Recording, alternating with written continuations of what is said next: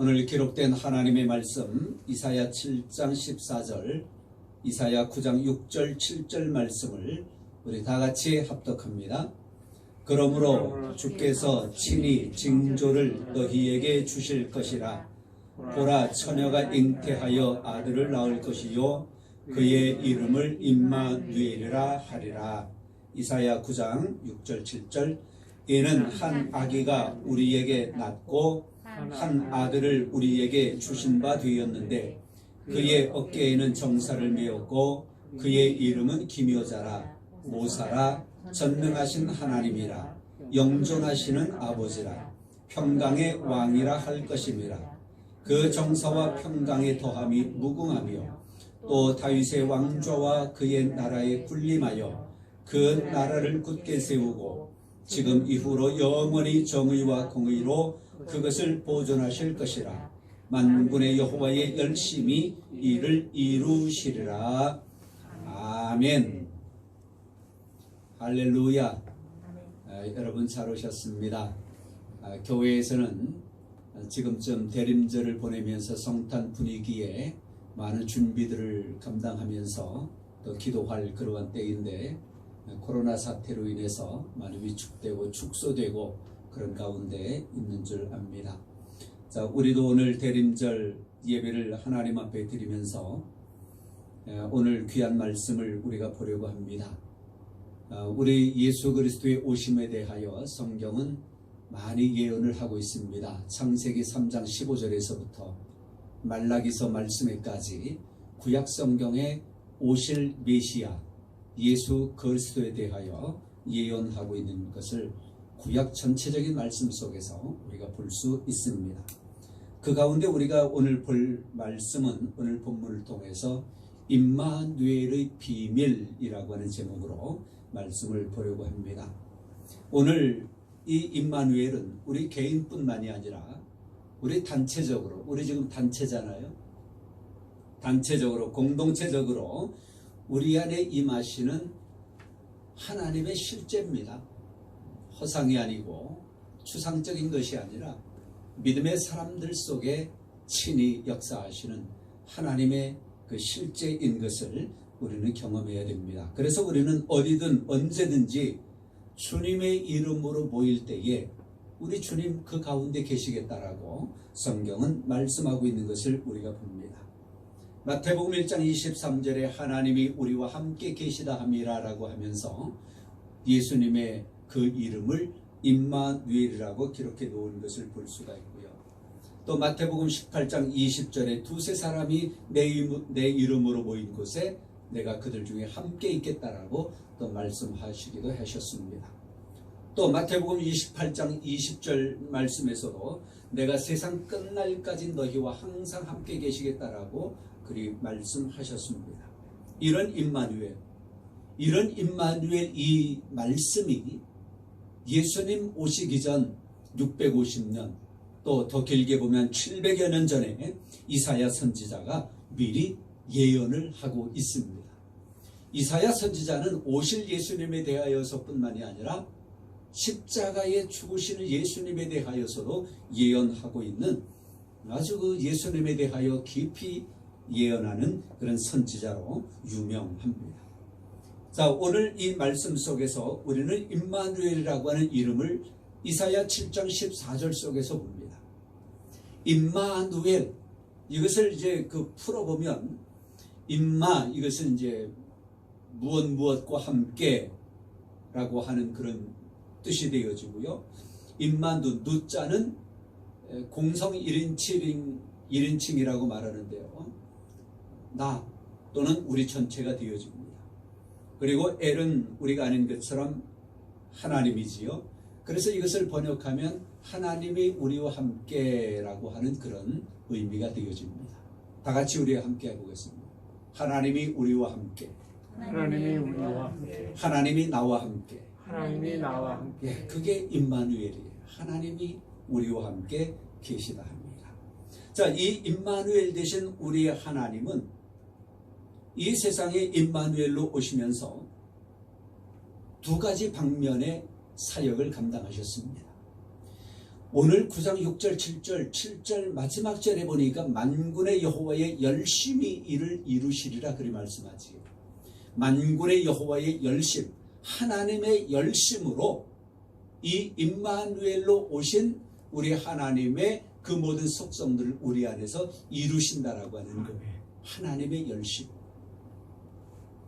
자, 그러면 그 두 방면은 무엇인가? 우리가 창세기 말씀을 볼 때에 이미 말씀을 드렸습니다. 창세기 속에서 이 인류가 하나님 앞에 범죄한 네 가지 방면이 있었습니다. 하나는 선악과를 따먹는 것이었지요. 하나님의 말씀을 불순종하는 것이었어요. 두 번째는 가인이 동생 아벨을 죽이는, 형제를 미워하여 죽이는, 사랑하지 않는 그 두 번째 사건이었습니다. 세 번째 범죄는 창세기 6장 말씀에 보니까 인간의 수가 점점 많아지게 되어지고 남자들이 결혼을 하게 되어지는데, 성경에 보니까 하나님의 아들들이 사람의 딸들과 결혼함으로 말미암아 육신이 되었다라고 말씀을 해요. 그 전까지 사람은 하나님의 영을 가진 영의 사람이었어요. 그런데 이방 여인들과 결혼함으로 말미암아 하나님의 아들들이, 하나님의 영을 가진 사람들이 육신이 되었다라고 말씀하시면서 하나님이 홍수로 온 세상을 심판하십니다. 이것은 영을 떠나 육신이 되었다라고 하는 것입니다. 그 다음에 네 번째 방면은 창세기 11장 말씀에서 바벨탑 사건이 나오지요. 인구수가 더 많아지다 보니까 하나의 단체가 이루어지고요. 단체가 이루어지다 보니까 그 단체를 다스릴 수 있는 어떤 지도자가 나와야 하는 거예요. 그래서 성경은 니므롯이라고 하는 그 아주 강한 용사를 성경은 이야기를 합니다. 니므롯이 나와요. 그래서 이 인류를, 이 지구 세상을 다스리려고 하는 것이지. 그런데 그런 가운데서 야, 우리가 탑을 높이 쌓고 성을 높이 쌓고 어디까지? 하늘까지 닿게 하자. 인간의 교만, 하나님에게 도전하려고 하는, 물론 이것은 이때뿐만이 아니에요. 선악과를 따먹을 때부터 너 이거 먹으면 하나님같이 될 거야. 아, 그래? 그리고서 따먹잖아요. 결국은 그때서부터 하나님에게 도전하려고 하는 인간의 이 모습은 나타났다라고 볼 수도 있어요. 그런데 그것이 바벨탑 사건 속에서 분명하게 나타나는 것을 우리가 볼 수 있습니다. 이런 인간의 범죄의 유형이 지금에도 성경 전체에 흐를 뿐만이 아니라 지금 우리의 삶 속에서도 나타나고 있는 범죄의 양상이다라고 볼 수가 있습니다.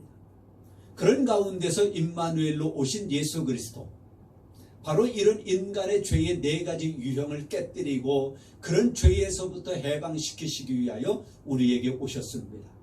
그리고 그리하셨습니다. 하나님의 열심, 여호와의 열심으로 십자가를 통하여 온 인류를 구속하시는 그런 은총을 우리에게 베풀어 주셨고요. 그래서 우리가 구속받았고요. 해방되었고요. 구속받고 해방된 사람 속에 하나님이 우리와 함께 계시다 함이라 임마누엘로 계심으로 말미암아 계속 영원토록 우리 안에 실제로 계심으로 인하여 창세기에 나타난, 인류 속에 나타나고 있는 죄의 양상들로부터 지금도 우리는 해방되어지고 자유롭게 되어지는 그런 삶을 살아갈 수 있도록 그분은 우리 안에서 여호와의 열심으로 역사하시는 것입니다. 특히 이사야 9장 7절 말씀에 보니까 다윗의 왕좌와 그의 나라에 군림하여라고 하는 이런 국가적인 공동체를 이야기해요. 창세기 11장 바벨탑 사건은 니므롯과 같은 강력한 정치적 지도자가 등장하여서 사람을 정복하고 자신을 높이 세우려고 하는, 그리고 자신의 통치 아래 온 인류를 굴복시키려고 하는 그런 사건 속에서 바벨탑 사건이 일어나게 되어지는 것입니다. 자, 그런 강력한 군주는 자기의 명령 한마디로 백성들을 통치하려고 하는 거예요. 결국 그것이 바벨탑 사건을 통하여 이제 교만으로 하나님께서 이제 그 백성들을 다 흐트러 놓으시지요. 언어를 혼잡케 만드시고 하나님의 심판이 그렇게 나타나는 것을 볼 수 있습니다.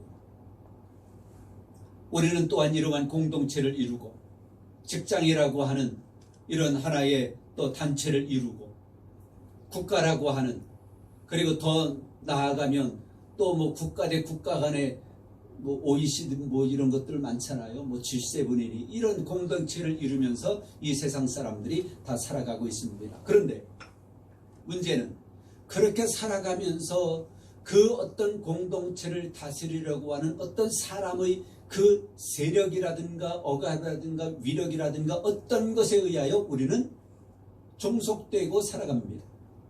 그럴 때 자칫 잘못하면 여호와 하나님을 향한 그 신앙마저도 망가뜨리지 아니할까, 그런 것도 잊어버리지 아니할까, 우리 자신은 영적으로 경각심을 가지고 살아가야 할 때인 것입니다. 그래서 임마누엘로 오신 그분은 이런 바벨탑 사건 속에서 니무롯이라고 하는 강력한 정치적 지도자의 그런 정치 세력, 그런 가운데서도 우리 하나님은 그것을 깨뜨려 버리시고 임마누엘로 이 땅에 오셨습니다. 그렇기 때문에 우리는 이러한 공동체 속에 우리가 살아가면서도 우리는 하나님을 향한 그 신앙, 하나님과 연합하여 살아가고자 하는 그런 신앙, 이것을 잊어버리지 말고 상실하지 말고 더 굳건하게 주님을 붙잡고 살아가는 그런 신앙이 우리에게 있어야 할 것입니다. 임마누엘로 오신 그분, 여호와의 열심으로 우리를 구속하셨습니다. 하나님의 백성 삼으셨습니다. 그것으로 끝나는 것이 아니라 우리 안에 하나님이 우리와 함께 계시다 합니다. 우리 안에 영원토록 실제로 계심으로 말미암아 우리를 돕고 계십니다.